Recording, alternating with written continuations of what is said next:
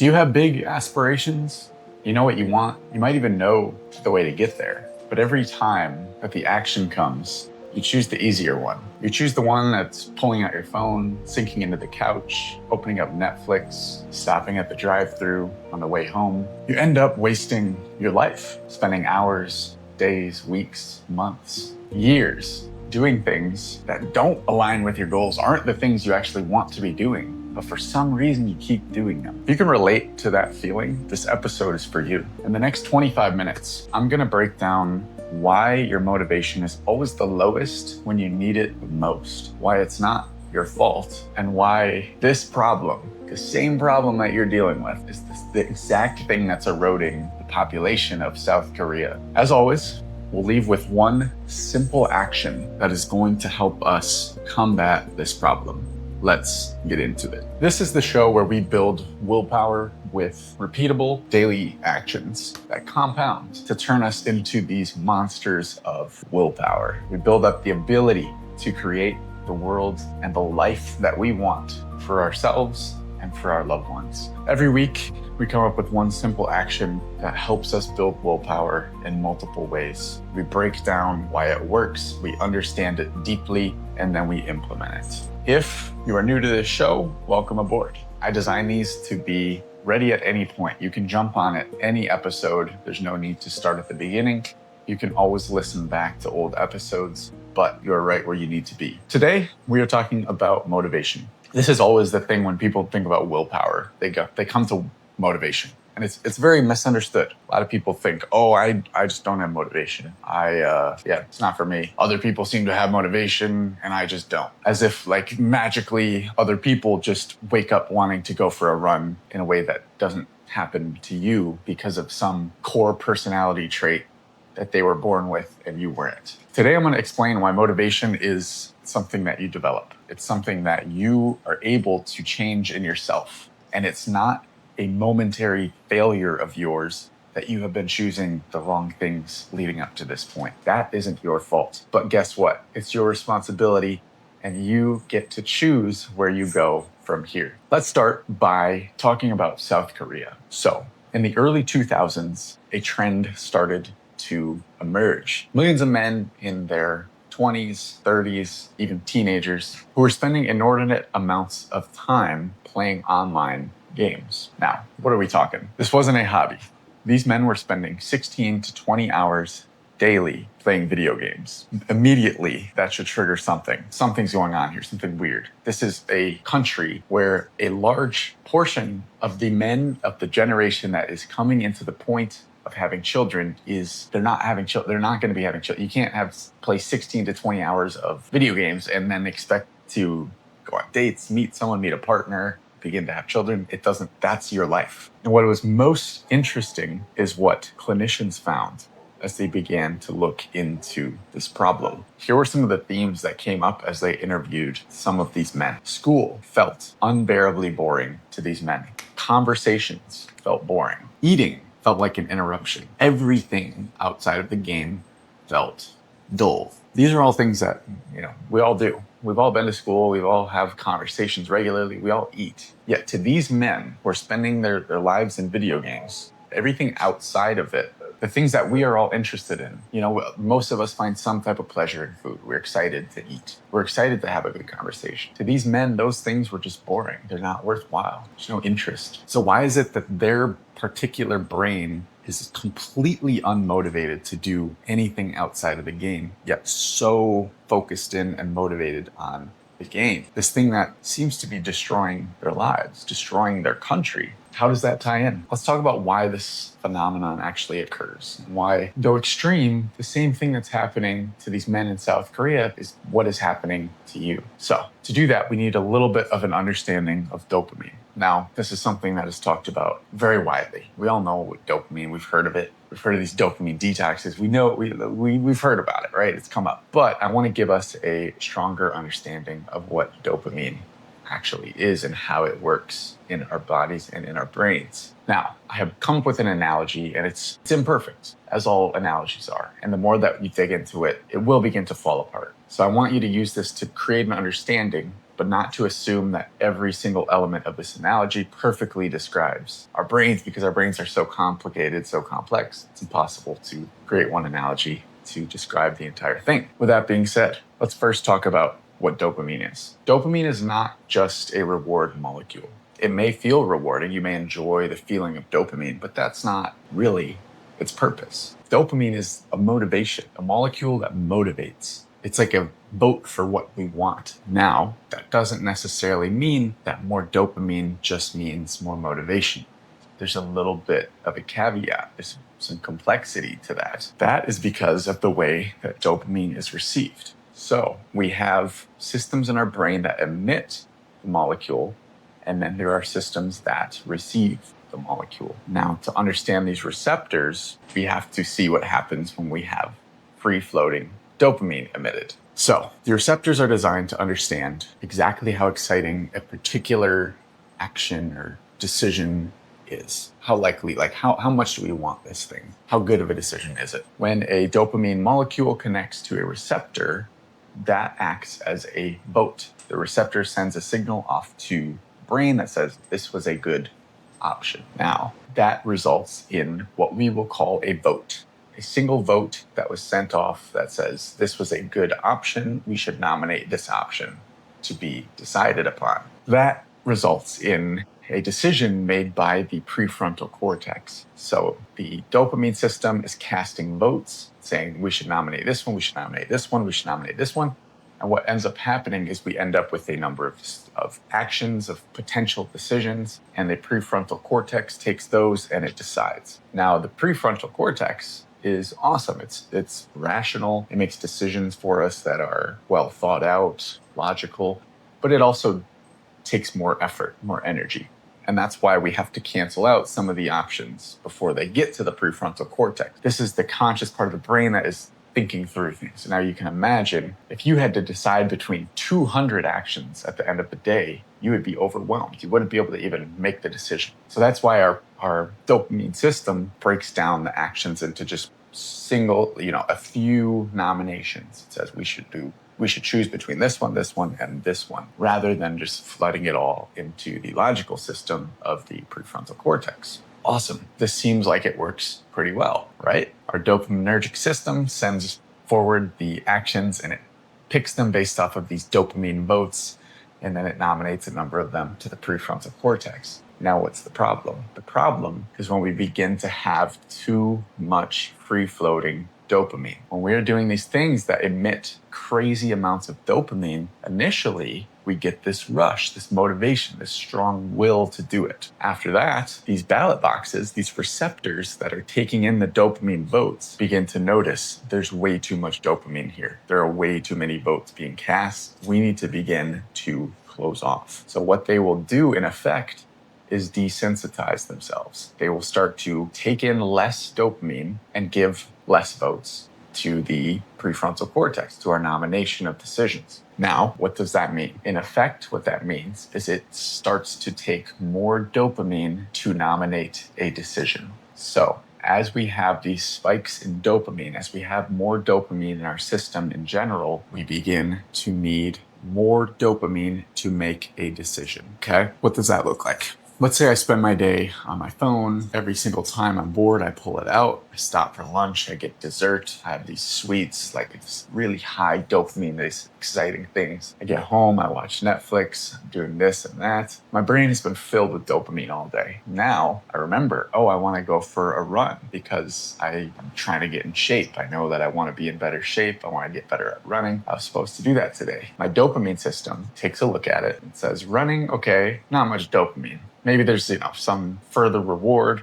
This run is going to come with rewards down the line. It's not really going to cut it. It's not high enough dopamine. And that run, because you've been doing all these super high motivation things, the dopamine from the run doesn't even get registered. It doesn't amount to a nomination. And instead, the only thing that is nominated is just to continue on this dopamine treadmill. There's no other option available because there are no other activities that are as high dopamine as those ones that you have been using, that you have been completely putting your life energy into. So that's our problem, is that when we have too many high dopamine activities, low dopamine activities are no longer being considered as real options. The things that we want to do are not being nominated. They're not even getting to our prefrontal cortex, the part that can make decisions for us. So that's why when you get home at the end of a long day, your dopamine system is fried, it's shot. It's just like the men in South Korea. Everything else seems boring, but the one with that dopamine spike right at the beginning. And guess what? If your prefrontal cortex had the choice, it would say, oh, look, running comes with all these great, beautiful rewards. They're just maybe spread out over the next couple hours. Pulling out my phone comes with this short burst of dopamine, and then it's emptiness. It's nothing. My prefrontal cortex is going to say, I don't want that. I'm going to choose the running because it's logical. It can think through what actually is best. But the heuristic of the dopamine system isn't able to pick that up. So it's there for a good reason. It makes decisions easier, right? It makes them quicker. Like I said, we couldn't reason through every single decision. However, it is flawed and it is possible to be hijacked. And for many of us, we have been hijacked. Our dopamine system has been hijacked, and it's taking away our ability to make decisions rationally. Now, before we get too doom and gloom, let's talk about what we can actually do about this. So we live in a world with a ridiculously high number of these high dopamine activities. This could be social media, gambling,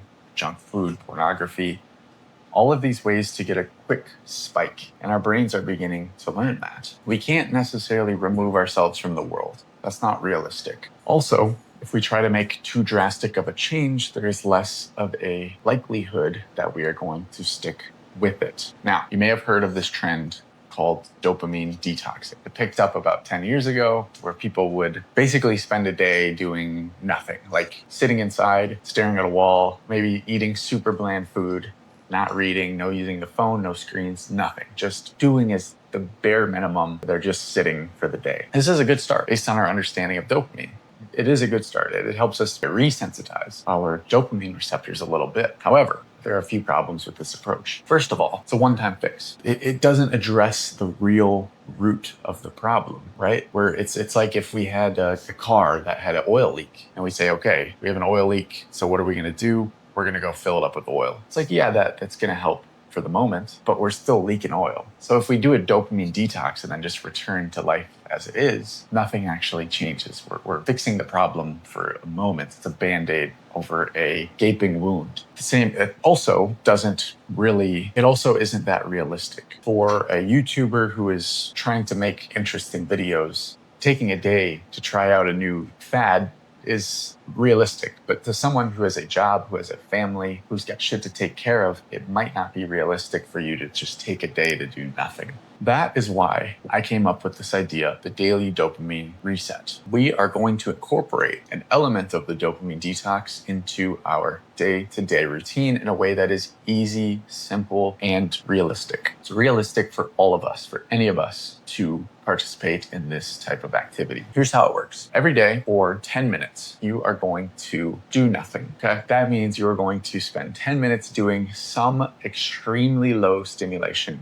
activity. That could be meditating, could be praying, could be doing something that is extremely simple, like folding laundry or walking outside. Now, of course, you should not have music on, no podcast. It should be, think of all the inputs coming in. They should be as limited as possible, okay? Something inherently unexciting. Now remember, it is just 10 minutes, and that is the limit. That's all you need to do.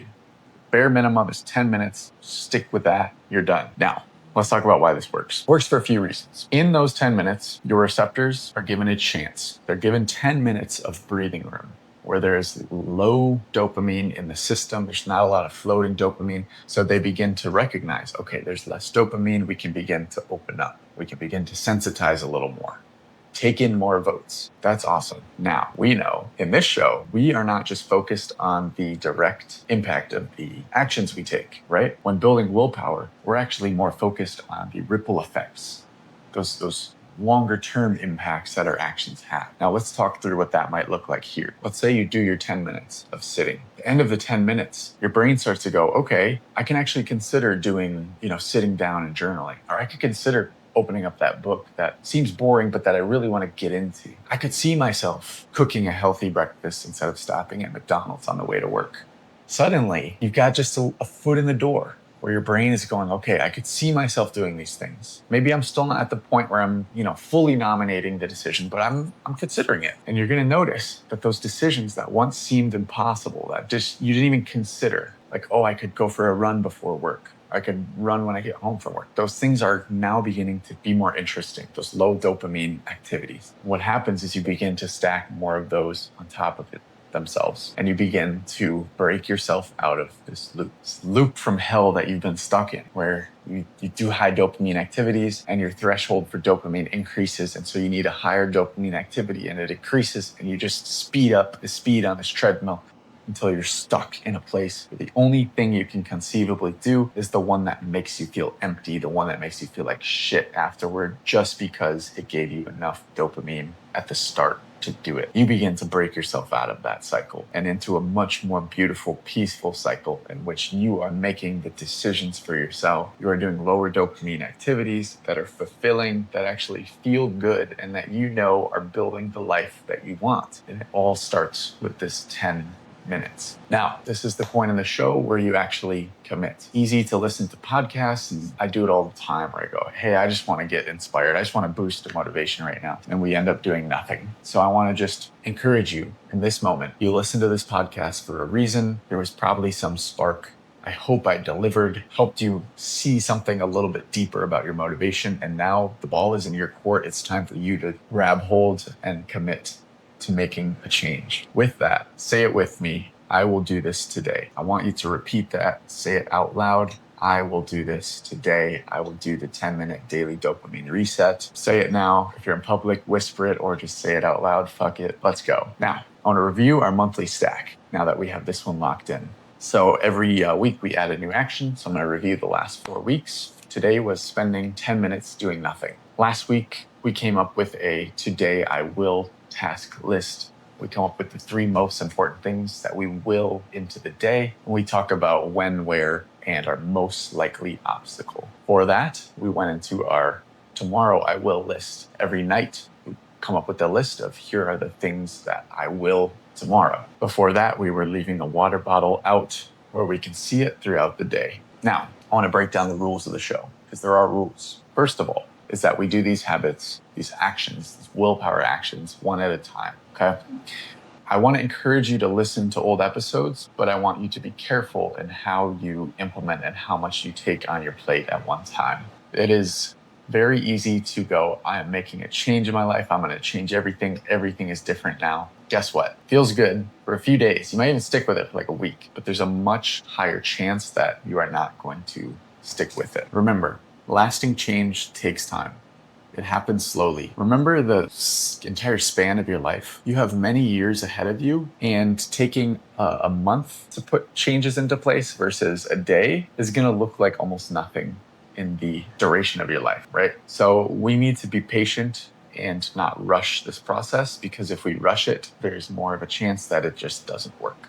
So one at a time. If you are catching up on the show, I encourage you to take at least 3 days before you add on another willpower action. If you need reminders, set the bell notification on YouTube or follow on Spotify. You will get these as they come through. Now, 5 out of 7 days per week is considered a success for any one action. So if you're beginning this action, your target is to do it 5 out of the next 7 days. Okay? Starting with today, we always focus on the day of, we're going to do it, and then we're going to hit 5 out of the 7 total days this week. That is so that we give ourselves room, okay? We're not looking to be perfectionists. We are looking to be good enough to move forward, okay? There's no need for perfection here, because really what we're looking for is just to continue our upward trajectory, to continue building on. Being perfectionists about this just gives us more opportunity to fail, and that is not what we're looking for. So 5 out of 7 days is what we consider a success. Final rule is to track your habits. So make sure that you're tracking in some way or another. You can use an app.